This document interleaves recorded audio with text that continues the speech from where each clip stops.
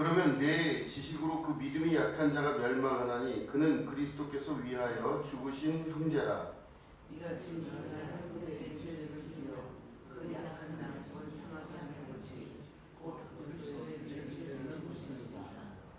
우리 같이 읽겠습니다. 시작. 그러므로 만일 음식이 내 형제를 실족하게 한다면 나는 영원히 고기를 먹지 아니하여 내 형제를 실족하지 않게 하리라. 아멘.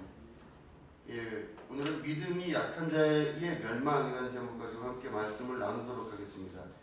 고린도 교회가 계속해서 사람들 사이에 문제가 계속 발생을 하는데 아마 모든 초대교회 중에서 이 고린도 교회가 가장 문제가 많았던 교회 같습니다. 근데 그 고린도 교회의 문제 중에 하나가 바로 뭐냐면 우상의 제물을 먹는 문제가 있었어요. 그 우상의 제물을 먹는데 그 우상의 제물을 어떤 사람은 먹고 어떤 사람은 먹지 않아요. 근데 먹지 않는 사람은 아마 유대교적인 아마 이 전통에 의해서 먹지 않는 것을 습관화했던 사람인데 이방 신을 섬겼던 이방인들이 들어왔을 때는 예수 믿고 이제 신앙생활을 하기로 결심한 사람은 습관적으로 우상의 제물을 먹었던 거예요. 근데 그 사람은 우상의 제물을 먹는 문제가 그전에는 문제가 아니었는데 갑자기 교회 안에 들어오면서 문제가 생기기 시작했어요. 그래서 이 고린도 교회 안에서 우상의 제물을 먹어야 되냐 먹지 말아야 되냐 하는 논쟁이 굉장히 많아지기 시작했습니다. 그런데 그 우상의 제물에 대한 그걸 먹느냐 먹지 않느냐의 문제를 가지고 계속 변론이 일어나고 문제가 발생을 하니까 어떤 사람은 먹어야 된다, 어떤 사람은 먹어도 된다, 어떤 사람은 먹지 말아야 된다 하는 문제를 가지고 막 상처가 되고 그래요. 똑같이 교회를 나오면서도 어떤 사람은 이방인이었다가 우상의 제물을 먹은 사람이 있는데 먹지 말라 그러지 않았느냐. 그럼 이 사람은 생활에 불편함을 느끼고 죄책감을 또 느끼게 돼요. 그럼 먹지 말까? 그래서 먹지 않기 시작했는데 먹지 않기 시작한 사람이 볼 때 다른 사람이 먹는 걸 보면은 먹지 않기로 결심한 사람이 보면은 이 사람이 비판받을 일이죠 지금.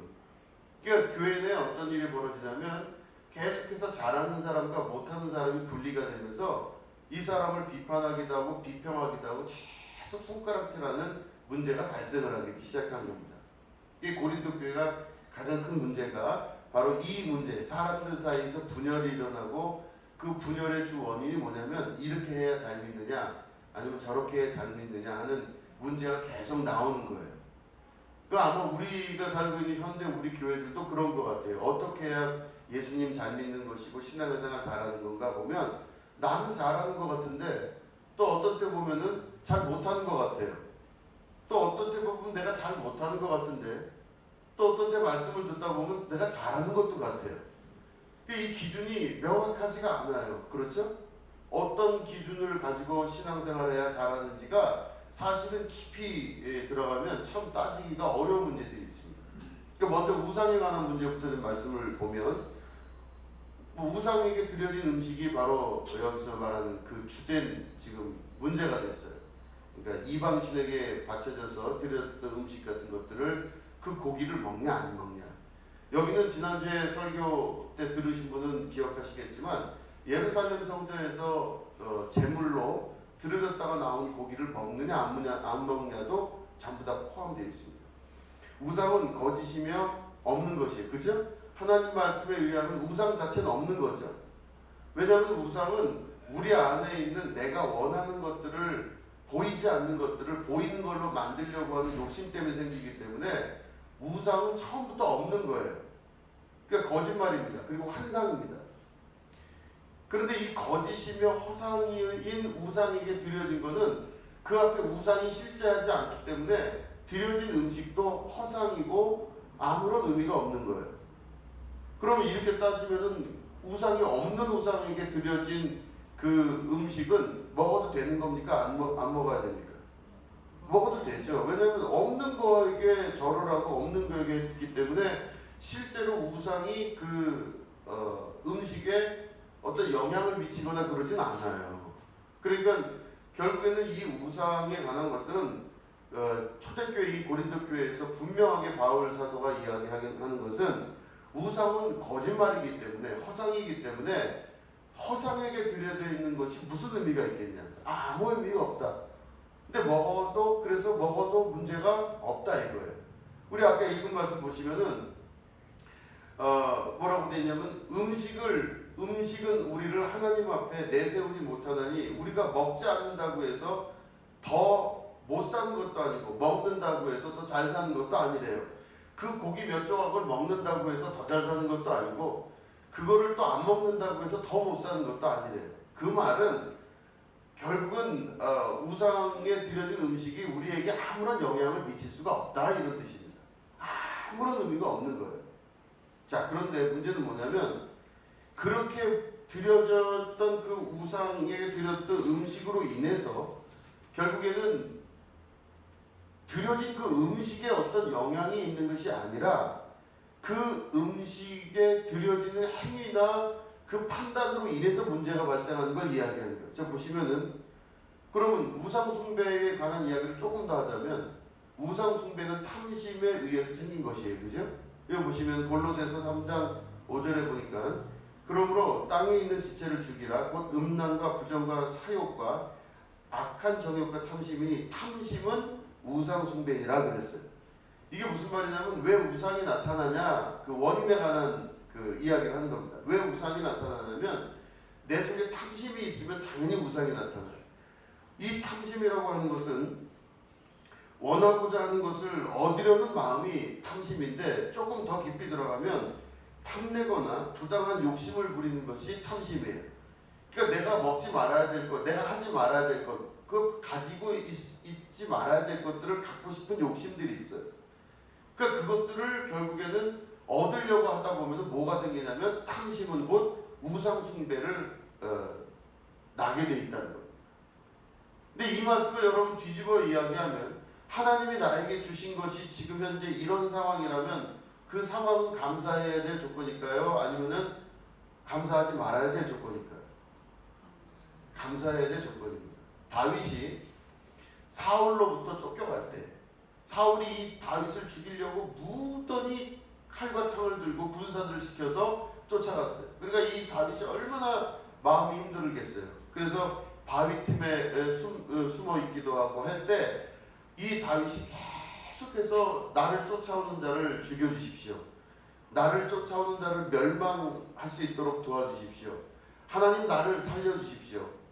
나를 하나님 부끄럽게 마시고 하나님 나를 일으켜 주십시오. 이렇게 기도를 막 하다가 시편이 그 과정이죠. 쭉 가다가 어느 순간 돼서부터는 이 다윗이 하나님을 찬양하고 하늘에 있는 별을 찬양하고 하늘에 있는 달을 만드신 하나님을 찬양하는 것을 볼 수가 있어요.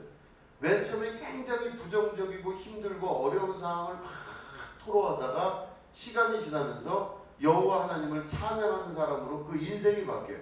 근데 상황이 바뀐 건 아니에요.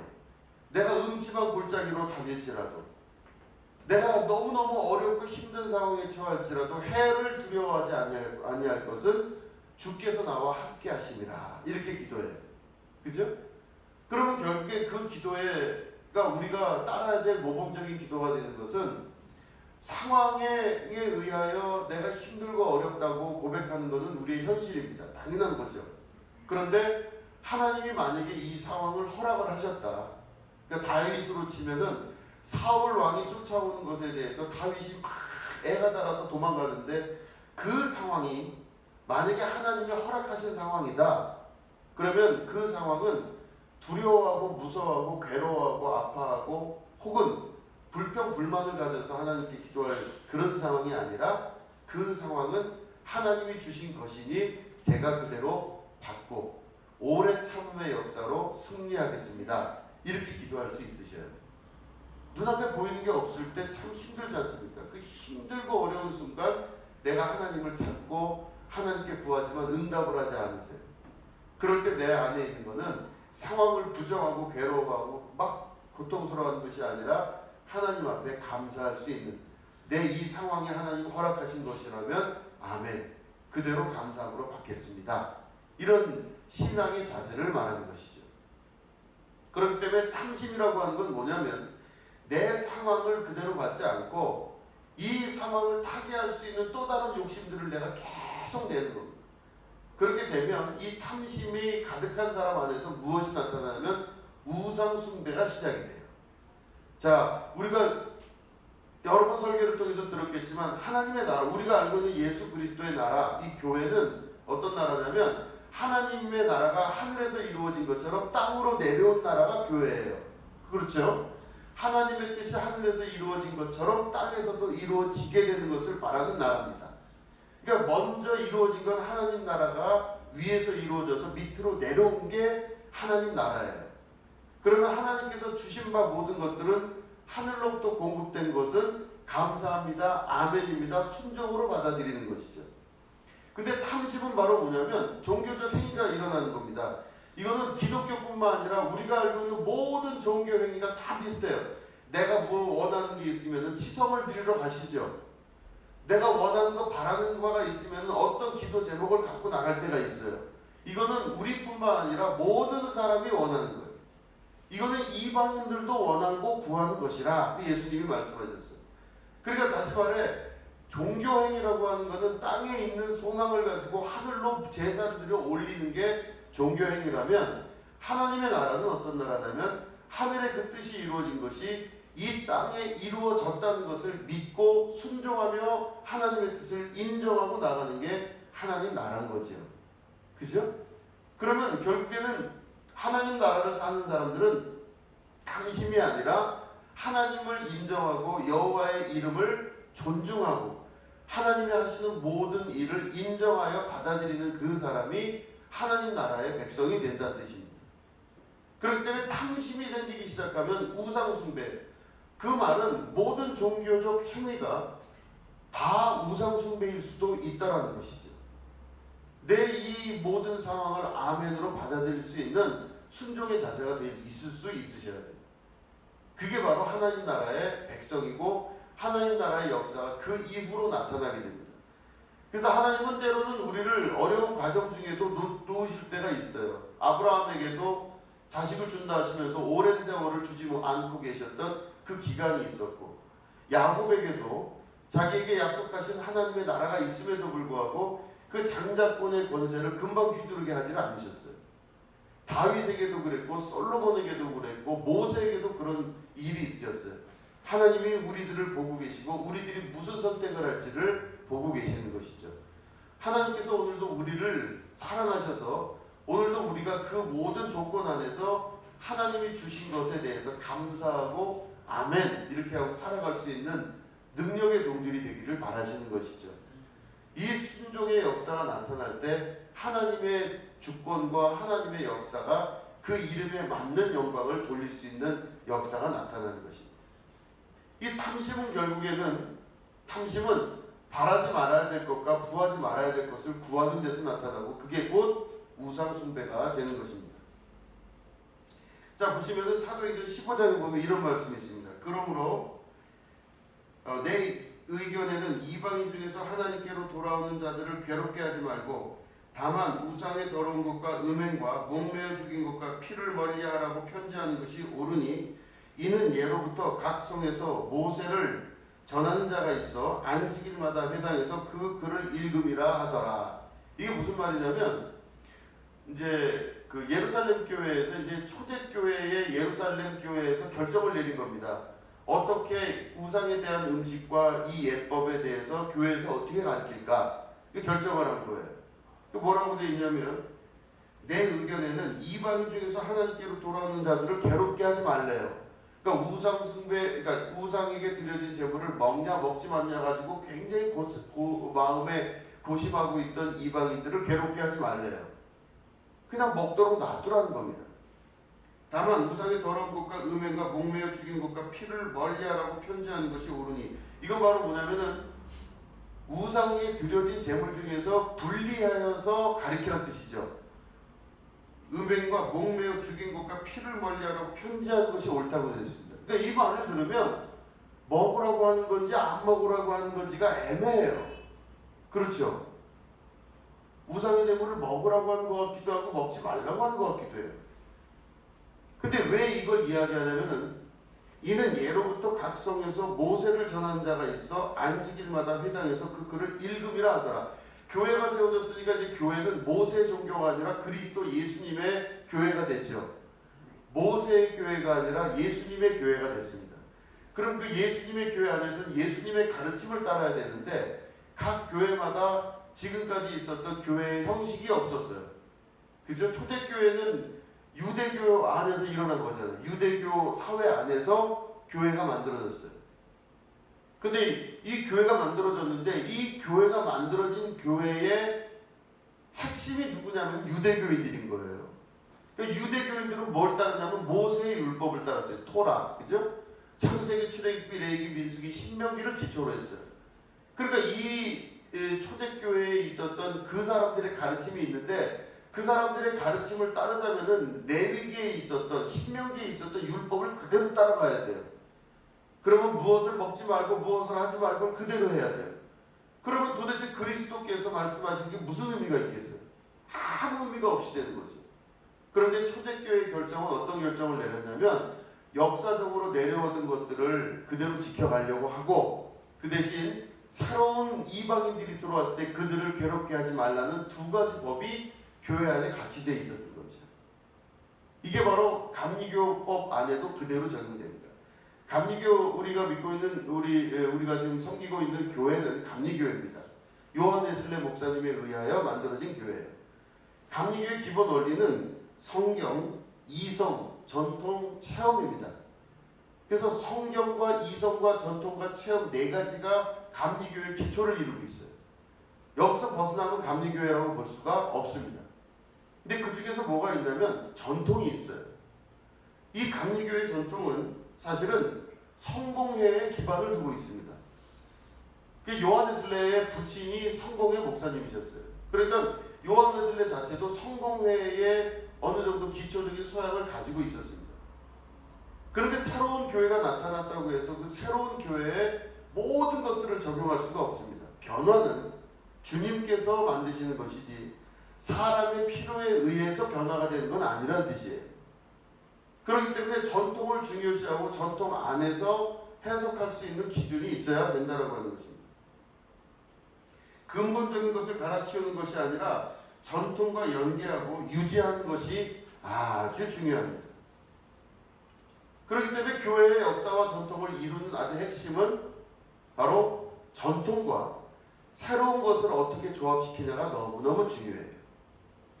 우상 숭배를 하지 않는 것이 원칙이고 우상이 드려진 제물을 먹지 않는 게 유대교적 율법이지만 그걸 먹는다고 해서 문제가 되지 않는 게 우리의 믿음이지만 결국에는 먹어도 되고 안 먹어도 되는데 바울 사도는 뭐라고 이야기하냐면 아까 우리 처음에 읽었던 성경 말씀 보실까요?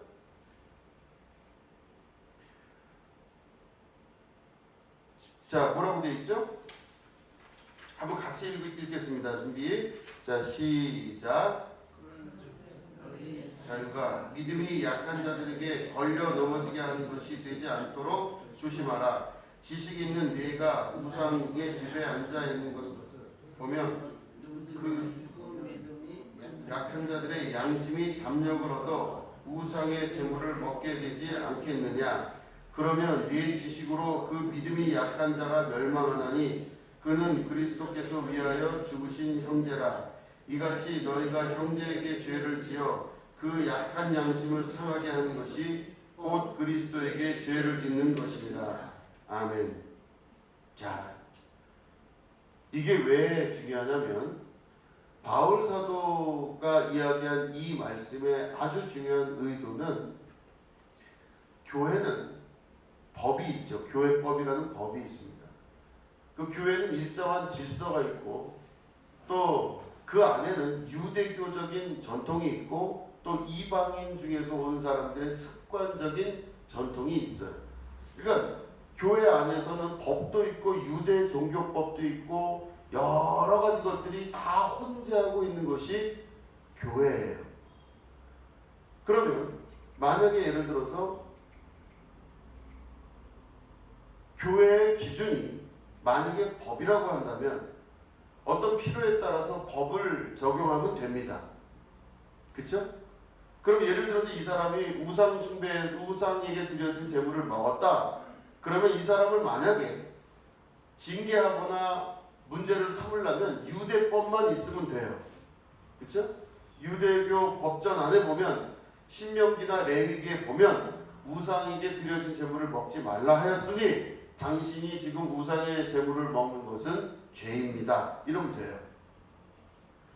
그런데 만약에 그리스도의 법 안에 있어요. 어떤 사람이 왔는데 안식일 날 이 사람이 밥을 먹고 있어요. 이 사람이 밥을 싸갖고 와서 지나가다가 밥을 사 먹었어요. 그럼 이 사람을 교회 내에서 징계를 할 때 당신은 안식일 날 밥을 먹었기 때문에 죄가 있습니다. 이거 유대법이죠. 그런데 그리스도의 법 안에서 보면 그게 돼야 안 돼요? 안 돼요. 그리스도의 법 안에서 보면은 안식일의 주인은 하나님이시고 결국은 안식일의 주인이 예수님이신데 안식일에 밀 이삭을 까부르는 행위가 있어도 문제가 없어요. 그러면 그 사람이 안식일에 관한 이야기를 할 때 아니면 행동을 할 때 그 사람을 제재할 수 있는 법은 어떤 때는 유대법을 쓰기도 하고 어떤 때는 그리스도의 법을 쓰기도 한다는 겁니다. 내가 무엇을 해야 될지를 잘 모르겠는, 그러니까 교회 안에는 모든 것들이 혼재되어 있어서 아주 애매해져요. 그러면 교회 내에서 모든 치리와 교회 내의 역사는 어떻게 이루어지는 것이냐?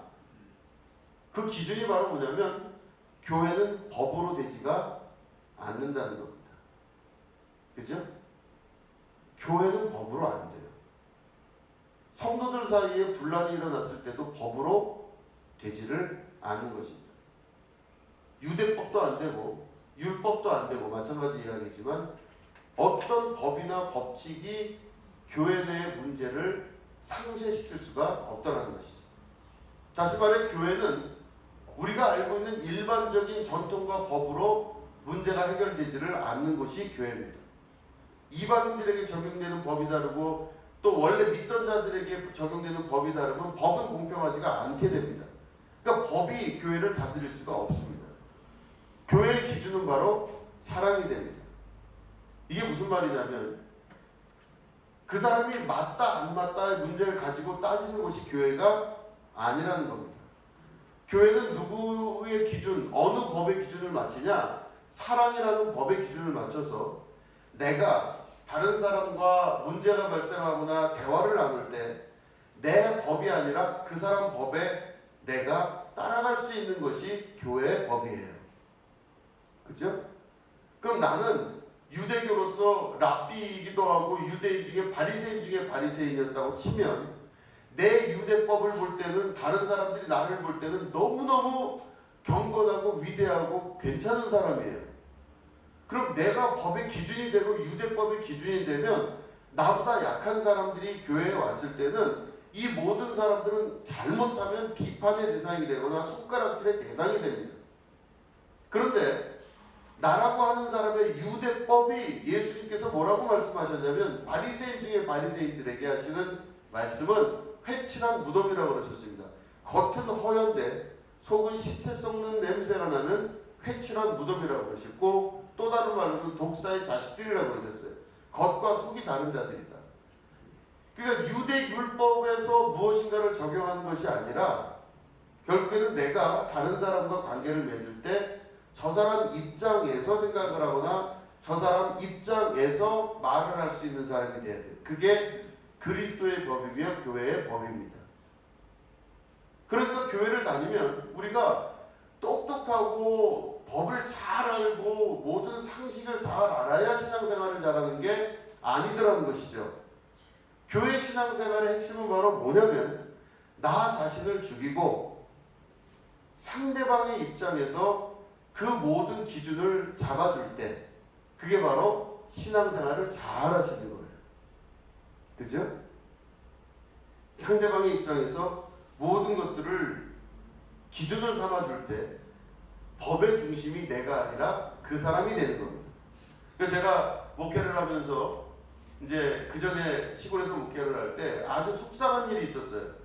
막 속이 너무너무 상한데 그 너무너무 속이 상한데 내가 바른 말을 좀 하고 싶은 거예요. 어떤 때. 그래서 바른 말을 하고 싶어서 막 입이 근질근질하죠. 바른 말, 바른 말. 이 바른 말에 대한 욕구가 되게 큽니다. 아, 바른 말 하고 싶어요. 그게 바른 말을 하고 싶은데 바른 말을 하면은 안 되겠는 거예요. 제가 아무리 봐도. 꾹꾹 누르는데 속에서 속벽이 나요. 왜냐? 바른 말을 못해서 속벽이 나는 거예요. 막 속병이 나서 막 입술이 허옇게 떴다가 퍼렇게 질렸다가 막 왔다 갔다 왔다. 바른 말 한번 하고 싶은데 정말 내 속에 있는 정말 바른 말. 그래서 그 바른 말을 하려고 혼자 막 생각을 하는데 보니까 감리교법부터 시작하고 또 내가 알고 있는 일반적인 교회의 전통을 이야기하고 논리적으로 다 이야기할 것들이 속에서 막 튀어나오는데 그거 한마디 못했어요. 한마디 못했어요. 제가 그 이후에 속에서 속병 걸린 사람처럼 아휴 내가 바른 말 한번 하면 좋겠네. 아주 언제 한번 마이크 잡고 전 세계에다가 내가 바른 말 한번 크게 한번 하고 그냥 모든 게 끝났으면 좋겠다 이런 생각을 할 때가 많았어요. 그런데 바른 말을 시작하면 그 바른 말을 할 수 있는 근거는 충분히 있지 않습니까? 각종 법과 전통과 내가 알고 있는 상식과 이런 모든 것들을 하나로 딱 뭉쳐서 논리적으로 이야기하면 그 기준 자체가 전혀 부담이 없는 논쟁의 모든 것을 할 수가 있는데 하나님 나라에서는 그게 이루어지지가 않는다는 겁니다. 교회는 답답합니다. 교회 다니면 다닐수록 답답한 것은 바른 말을 하는 것이 교회의 기준이 아니라는 것이죠. 교회는 내 기준이 아니라 상대방 기준으로 살아가는 자들의 삶입니다. 그래서 하나님 나라를 보시면 여러분 하나님께서 그 모든 주권들을 항상 뺏으셨어요. 보시면은 하나님께서는 모든 것들에 순종하라 말씀하셨습니다. 지금 설교 서두에 말씀드린 것처럼 모든 것에 순종하라 하셨는데 상황을 받아들이라고 말씀을 하십니다. 그러면 내가 생각할 때 하나님 이건 아니지 않습니까? 내 인생에 어떻게 하나님께서 이러실 수가 있습니까? 그러면서 하나님 앞에 내가 간절히 구하옵기는 이건 아니지 않습니까? 이야기하고 싶을 때가 많아요. 그런데 내 인생이 예수님께서 십자가에 달려 죽으셨을 때 내가 이미 죽었습니다 라고 고백하는 것이 신앙생활이라고 말씀하고 계세요. 결국엔 내 인생의 모든 주권은 내가 아니라 하나님께 드려진 인생이라는 것을 고백하고 사는 자의 삶입니다. 결국은 신앙생활하게 되면 우리가 내 인생이 아니라 하나님께서 주신 삶을 사는 자의 삶으로 인생이 변하는 거죠. 결국엔 주권이 나에게 있느냐 아니면 하나님께 있느냐의 그 문제예요.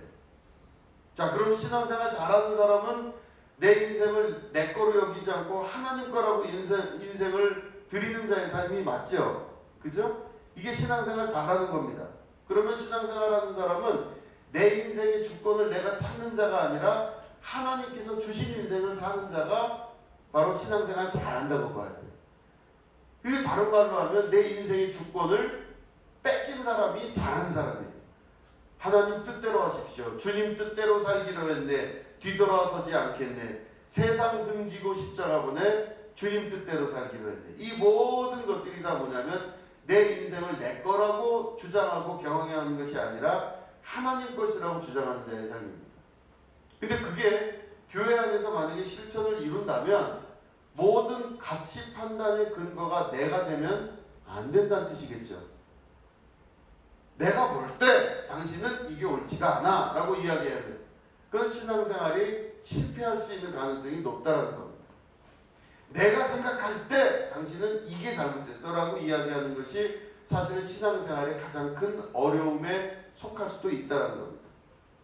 근데 신앙생활 잘하는 게 뭔가 봤더니 그 사람 기준에 맞춰서 그 사람 수준에서 그 기준에서 이야기해주고 들어주고 동의를 해주는 겁니다. 어찌 보면 바른 소리를 못하는 게 아니라 충분히 바른 소리와 똑바른 소리를 할 수가 있음에도 불구하고 똑바른 소리를 하는 자가 아니라 꾹꾹 참으면서 그거를 못하는 자가 신앙생활을 잘하는 겁니다. 그렇기 때문에 약해서 내가 고개를 숙이는 것이 아니라 상대방의 의견을 존중하면서 대화하기에 그게 바로 사랑인 것입니다. 상대방 말하는 것에 아니라고 말하지 않고 맞다고 인정하면서 그거를 끊임없이 만들어 나가기 때문에 실제로 우리들은 그런 일을 겪을 때마다 상당히 고통스럽습니다. 내가 이렇게 살아야 되나? 내가 무슨 눈치를 볼 사람이 아닌데 이 눈치를 보면서 왜 살아야 되나? 이런 생각을 하고 살 때가 참 많아요. 그런데 그런 모든 것들이 우리 안에 가능한 이유는 바로 그리스도께서 교회를 세우실 때 그렇게 세우신 겁니다. 그렇게 세우셨어요. 그렇기 때문에 교회를 다니는 사람들은 약간 모자라 보일 때도 있습니다. 저 사람 어떤 때 보면 말 잘하고 똑똑한 것 같은데